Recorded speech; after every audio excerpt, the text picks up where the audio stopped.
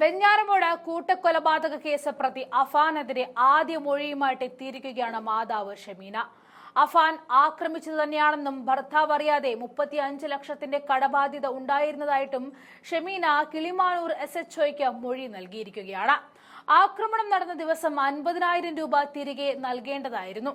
പണം ചോദിച്ച ബന്ധുവീട്ടിൽ പോയപ്പോൾ അധിക്ഷേപം നേരിട്ടു. ഇത് മകന് സഹിക്കാൻ കഴിഞ്ഞില്ല എന്നും ഷമീന പോലീസിനോട് പറഞ്ഞു. തിരികെ വീട്ടിലെത്തിയ മകൻ ആദ്യം തന്റെ കഴുത്ത് ഞെരിച്ച് ചുവരിൽ തലയ്ക്കടിച്ചു.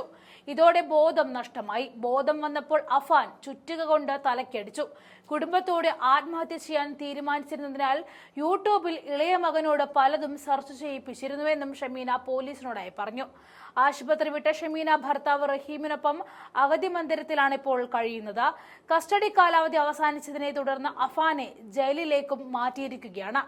അതിനിടയ്ക്ക് തെളിവെടുപ്പിനെത്തിച്ച അഫാനെ കാണാൻ റഹീം റോഡിൽ കാത്തുനിന്നതും വല്ലാത്തൊരു കാഴ്ചയായി മാറിയിരിക്കുകയാണ്.